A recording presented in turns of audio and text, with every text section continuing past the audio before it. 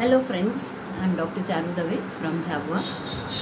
आज हम एक टॉपिक भी डिस्कस करेंगे, प्लस उससे रिलेटेड मेरा एक केस ठीक हुआ, उसके ऊपर भी अपन बातचीत करेंगे। टॉपिक है हिचकी, दैट इज़ हिकअप। हिचकी अगर हमारी सामान्य भाषा में हम बात करें तो हम सोचते हैं कि हमें कोई याद कर रहा है, जिसके कारण हमें हिचकी चलना शुरू हो गई है। पर नहीं, ये एक तरह से धीरे धीरे अगर थोड़े पैमाने पर हो रही है तो कोई बात नहीं, पर अगर लंबे दौर तक चलती है तो कभी कभी ये बीमारी के रूप में भी उभर के बाहर आती है। अगर हम इसे समझें कि आखिर हिचकी होती क्या है, तो hiccup involuntary contraction of diaphragm होता है। डायफ्राम जो कि थोरेसिक और एब्डोमिनल कैविटी को बीच में एक पार्टीशन होता है, उसके कारण जो वहाँ पर दो नर्व्स सप्लाई कर रही हैं, वेगस एंड फ्रेनिक, उनका इरिटेशन होता है और वोकल कॉर्ड, उसके कारण वोकल कॉर्ड एक साउंड के साथ में बंद होती है जो कि हिक करके साउंड आता है। उसी के हिसाब से इसे हिकअप कहा गया है। अब अगर हम सोचें कि इसके कॉजेज़ क्या होते हैं, तो इसके बहुत सारे कॉजेज़ पाए जाते हैं, पर जो मेजर कॉजेज़ हैं वे टेक फास्ट ईटिंग मतलब बहुत जल्दी जिन लोगों को खाने की हैबिट होती है, जैसे जो कि ऑफिस गोइंग पर्सन्स होते हैं या जिनके पास में टाइम लिमिट्स होता है कि बस इतने दिन में इतनी देर में आपको आपका लंच फिनिश करना है, या किसी की हैबिट होती है जल्दी खाना खाने की, बड़े बड़े कोल ले करके, उन लोगों के साथ में भी ये प्रॉब्लम होता है। दूसरा, जो कि बहुत ज़्यादा कार्बोनेटेड ड्रिंक्स, अल्कोहल, स्मोकिंग करते हैं, उनको भी हिचकी के दौर आते रहते हैं।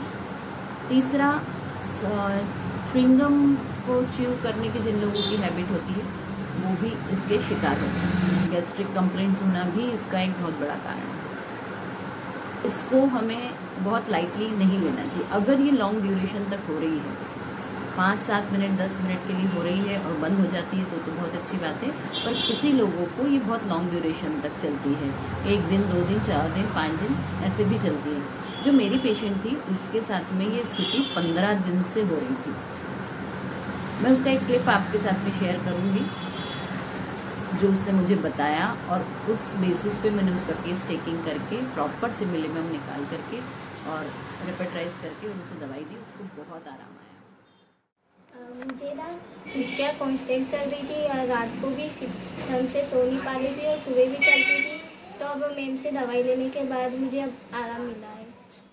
उसके साथ प्रॉब्लम ये हुआ था कि एक दिन उसे रात में उसने खाना खाया और अगले दिन सुबह उठ करके उल्टी दस्त होने लग गई। बस उल्टी दस्त हुए और उसके तुरंत बाद में उसको हिचकी चलने लग गई। पहले सामान्य लिया उसने कि कोई प्रॉब्लम नहीं है, ठीक है। वहाँ जाके डॉक्टर को दिखाया, डॉक्टर ने कुछ दवाई वगैरह दी, ठीक हो गया उसको। ठीक मतलब दवाई ली तब तक, फिर वो उसके घर आ गई। फिर उसे आराम नहीं हुआ। उसके मदर उसको इंदौर ले गए, वहाँ चिरायू में भर्ती करा, फिर भी कोई आराम नहीं। फिर उनको किसी ने होम्योपैथिक ट्रीटमेंट के बारे में बताया। वो लोग मेरे पास आए, मैंने उसका प्रॉपर केस टेकिंग लिया और रेपेट्राइज करके उसको मेडिसिन दिया। वो मेरे पास में 21 अप्रैल के करीब आई थी। 8 दिन में मैंने उसको 8 दिन में वापस बुलाया था। उसने आकर के यही जवाब दिया कि मेरे को आपकी दवाई लेने के बाद से सिर्फ एक ही बार उस चीज़ का अटैक आया और वो भी थोड़ी देर रह कर फिर चला गया। तो मेरा यही कहना है कि होम्योपैथी को ऐसा ना समझे कि क्रॉनिक केसेस में ही ठीक करती है, या कोई बीमारी बहुत लंबी चलती जा रही है उसी को ये ठीक करेगी।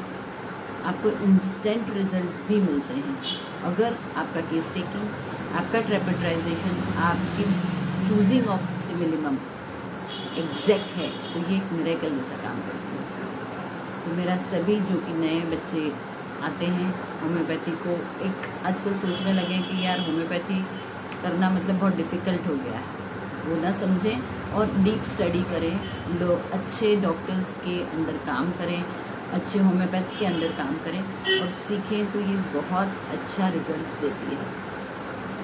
Thank you.